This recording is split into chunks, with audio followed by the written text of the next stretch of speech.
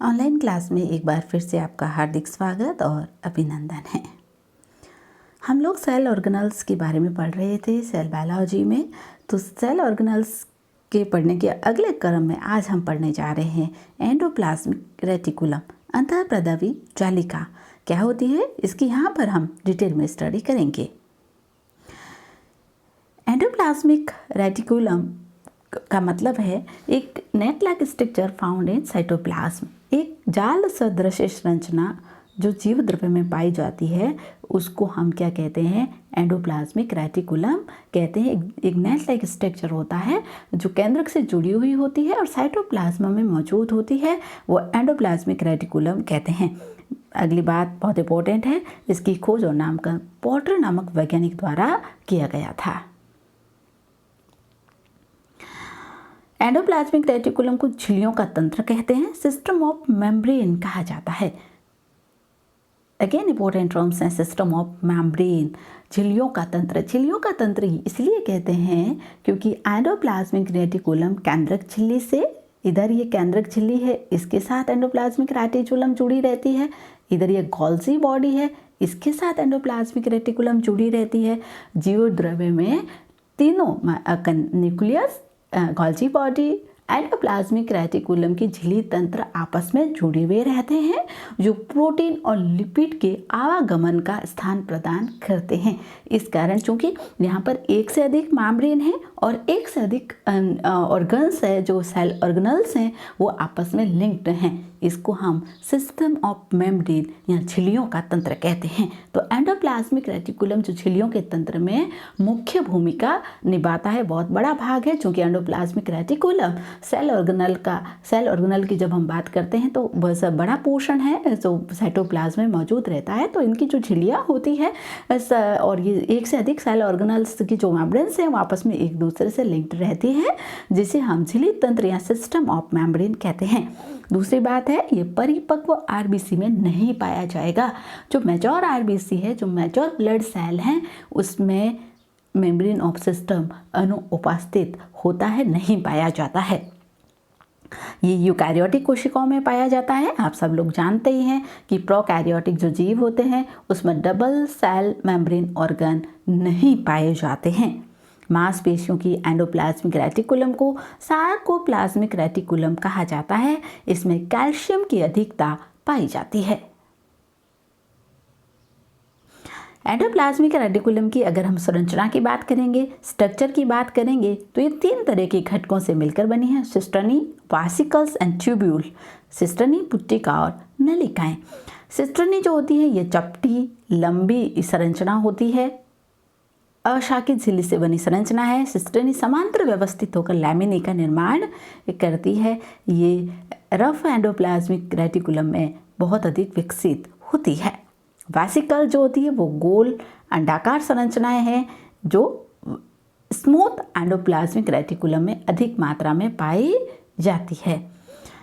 Tubules, ये tubules जो होती है इस तरह से नलिका नामक जैसी संरचनाएं होती है, ये शाखित है और स्मूथ एंडोप्लाज्मिक रेटिकुलम में इनकी संरचना अधिक होती है।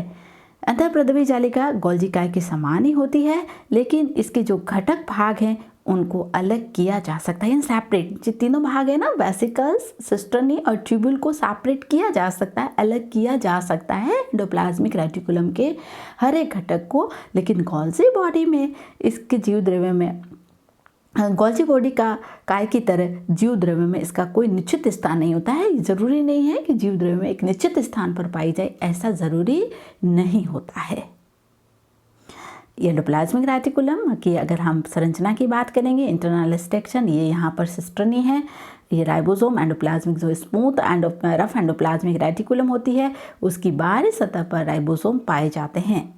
ये सिस्टर्नी, 2 सिस्टर्नी के बीच का स्टेप है, ये रफ एंडोप्लाज्मिक है और ये स्मूथ एंडोप्लाज्मिक है। स्मूथ का मतलब राइबोसोम की अनुपस्थिति है, राइबोसोम यहाँ पर नहीं पाए जाते हैं, उसे हम स्मूथ एंडोप्लाज्मिक रेटिकुलम कहते हैं।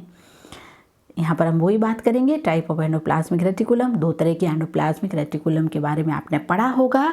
स्मूथ एंडोप्लाज्मिक रेटिकुलम यानी कि इस प्रकार की एंडोप्लाज्मिक रेटिकुलम पर राइबोसोम और राइबोफोरिन एक प्रकार का प्रोटीन है जिसकी सहायता से एक प्रकार का ग्लाइकोप्रोटीन है जिसकी सहायता से राइबोसोम एंडोप्लाज्मिक रेटिकुलम से जुड़े हुए पाए जाते हैं। इस तरह से ये जो राइबोसोम जुड़ेंगे ना, तो जुड़ने वाले जो प्रोटीन, राइबोसोम को एंडोप्लाज्मिक रेटिकुलम पर जोड़ने वाले जो प्रोटीन्स होते हैं उसको हम राइबोफोरिन कहते हैं।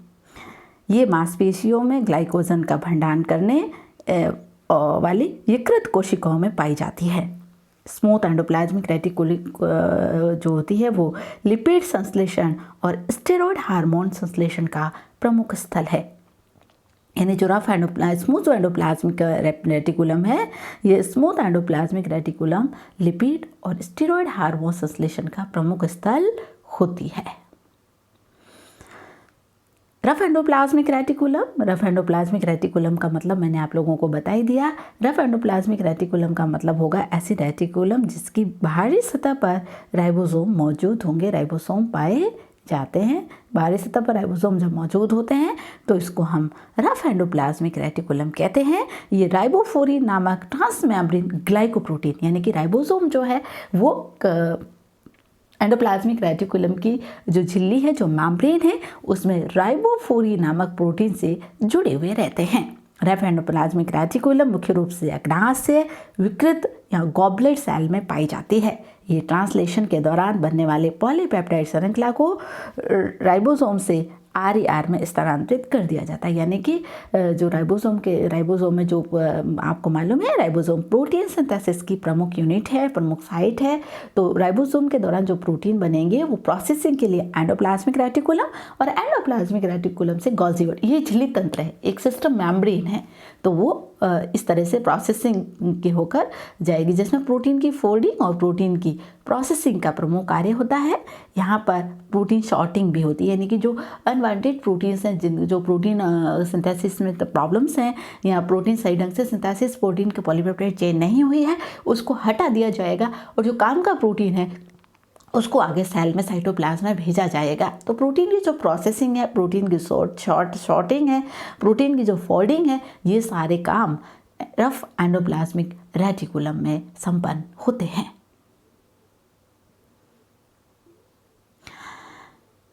एंडोप्लाज्मिक रेटिकुलम का कई मॉडिफिकेशंस पाए जाते हैं। अलग अलग ऑर्गेनल्स में इसको अलग अलग नाम से जाना जाता है। कई बार कॉम्पिटिटिव एग्जामों में इसको लेकर प्रश्न पूछे जाते हैं, तो ध्यान में रखिएगा कि इसके मॉडिफिकेशन को कहाँ पर, किस सेल ऑर्गेनल में किस नाम से जाना जाएगा, किस कोशिकांग में किस नाम से जाना जाएगा, किस कोशिका में इसको अलग जिस नाम से जाना जाता है उसी की हम यहाँ पर बात करेंगे। सबसे पहले हम बात करते हैं सार्कोप्लाज्मिक रेटिकुलम। ये स्मूथ एंडोप्लाज्मिक रेटिकुलम का रूपांतरण है। पहली बात ध्यान में रखनी है, मॉडिफिकेशन किसका है? स्मूथ, यानी राइबोसोम इसकी सतह पर नहीं होंगे। इसमें किसकी अधिकता है? कैल्शियम की अधिकता पाई जाती है, कैल्शियम आयन की। ये कंकाली पेशियों और हृदय की पेशियों में पाई जाने वाली स्मूथ एंडोप्लाज्मिक रेटिकुलम को सार्कोप्लाज्मिक रेटिकुलम कहते हैं। ग्लाइकोसोम यकृत कोशिकाओं में स्मूथ एंडोप्लाज्मिक रेटिकुलम किसका संग्रहण करती है? ग्लाइकोजन का संग्रहण करने वाली, ग्लाइकोजन को स्टोर करने वाली इन एंडोप्लाज्मिक रेटिकुलम को ग्लाइकोसोम कहेंगे। माइलॉइड का है? माइलॉइड है रेटिना की पिगमेंटेड एपिथेलियम सेल में मौजूद। कहाँ पर मौजूद होती है माइलॉइड होती है pigmented epithelium cell of retina की वर्णकित उपकला कोशिकाओं में पाई जाने वाली स्मूथ एंडोप्लाज्मिक रेटिकुलम को माइलॉइड काय या माइलॉइड बॉडी कहा जाता है। ये लाइट के प्रति सेंसिटिव होती है। लाइट की जो आइज में सेंसिटिविटी जो होती है वो इस माइलॉइड बॉडी के कारण ही होती है। और माइलॉइड बॉडी किसका मॉडिफिकेशन है? स्मूथ एंडोप्लाज्मिक रेटिकुलम का। एर्गोस्टोप्लाज्म जो है वो ER की लेमिना में पाए जाने वाले राइबोसोम के समूह हैं। किसके समूह हैं?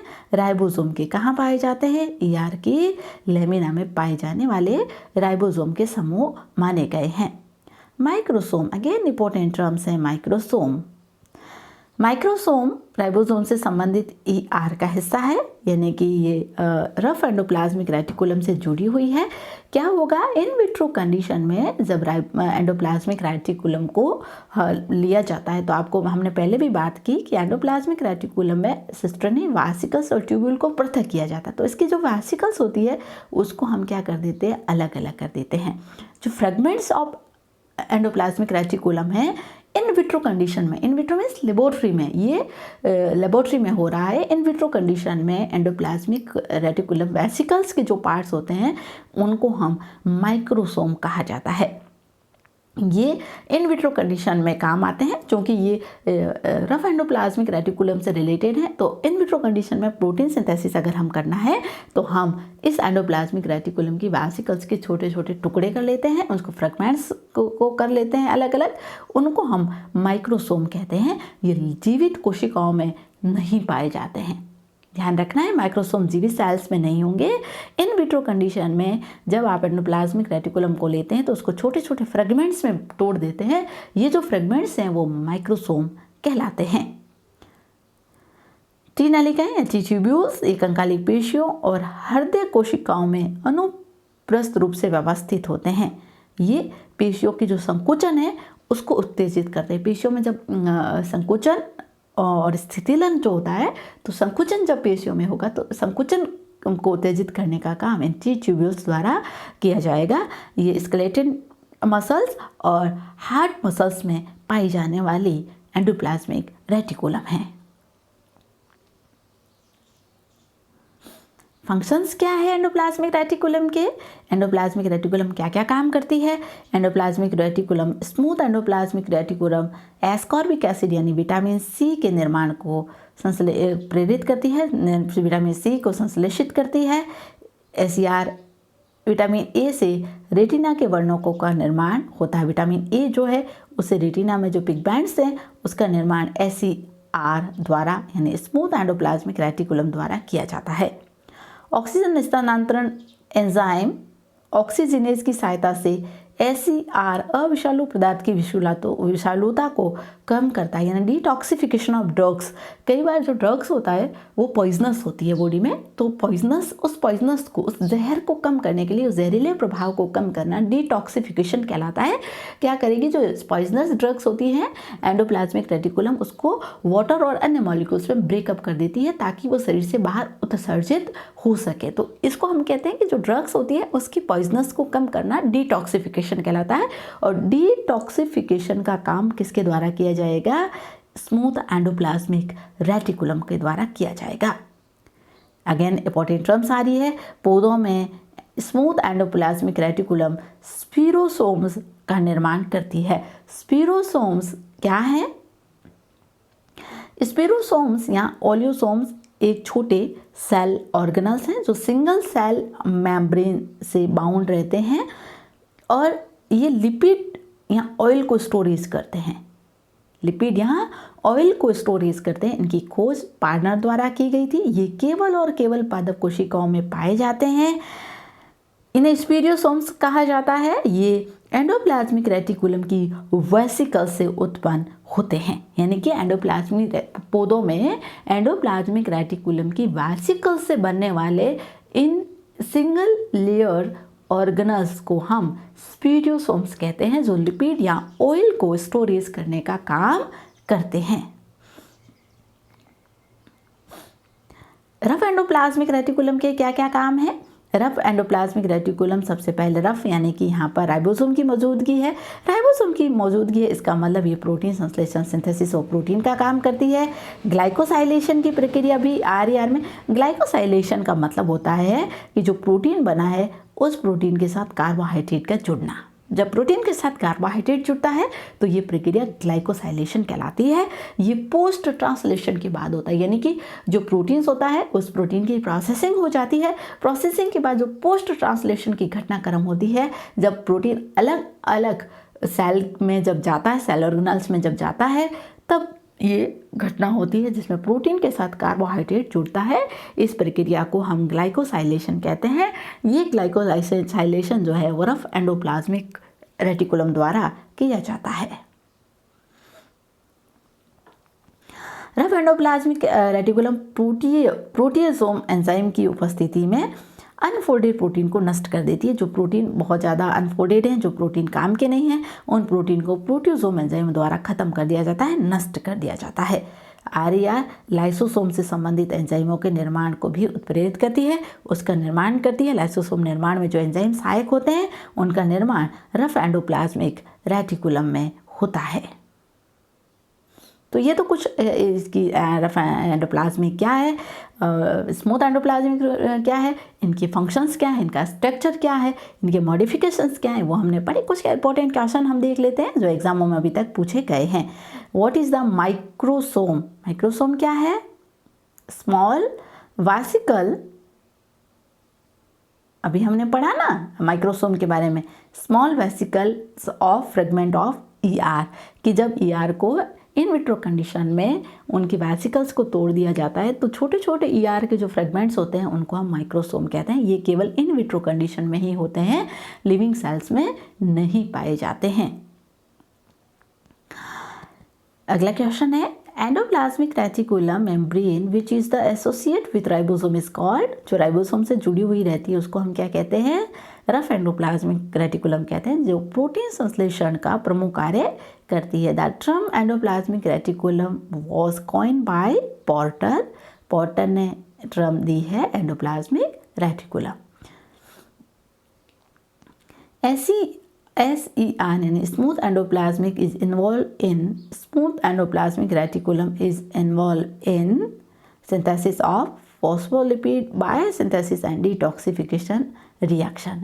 तो स्मूथ एंडोप्लाज्मिक रेटिकुलम का मुख्य क्या काम है? फॉस्फोलिपिड बायोसिंथेसिस और डिटॉक्सिफिकेशन रिएक्शन इसके द्वारा होती है।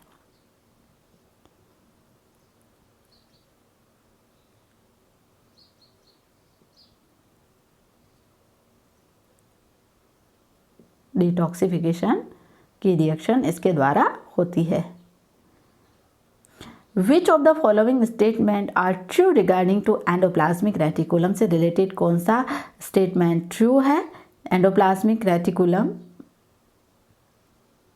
provided structural framework of the cell, ER act as intracellular transporting system, SER involved in the synthesis of lipid। all of above सभी सत्य है एंडोप्लाज्मिक रेटिकुलम को लेकर। राइबोफ्लोरिन आर, राइबोफ्लोरिन क्या है? Transmembrane glycoprotein of RER. Rough endoplasmic reticulum में transmembrane glycoprotein है जो राइबोसोम को एंडोप्लाज्मिक रेटिकुलम से जोड़कर रखने का काम करते हैं, उन्हें हम राइबोफ्लोरिन्स कहते हैं। ये केवल और केवल रफ एंडोप्लाज्मिक रेटिकुलम में पाए जाते हैं, स्मूथ एंडोप्लाज्मिक रेटिकुलम में अनुपस्थित होते हैं। तो आप लोग ध्यान रखिएगा। इससे और भी एंडोप्लाज्मिक रेटिकुलम से संबंधित कई क्वेश्चन हैं। इसको मेम्ब्रेन सिस्टम कहा जाता है, उससे रिलेटेड कि मेम्ब्रेन सिस्टम किसको कहा जाता है? तो एंडोप्लाज्मिक रेटिकुलम को कहा जाता है। तो कई और प्रश्न भी बनते हैं इसमें लेकर, आप उनको पढ़िए, अच्छे से इस टॉपिक को लर्न कीजिए और इससे संबंधित जो क्वेश्चन हैं उनको सॉल्व कीजिए। Thank you.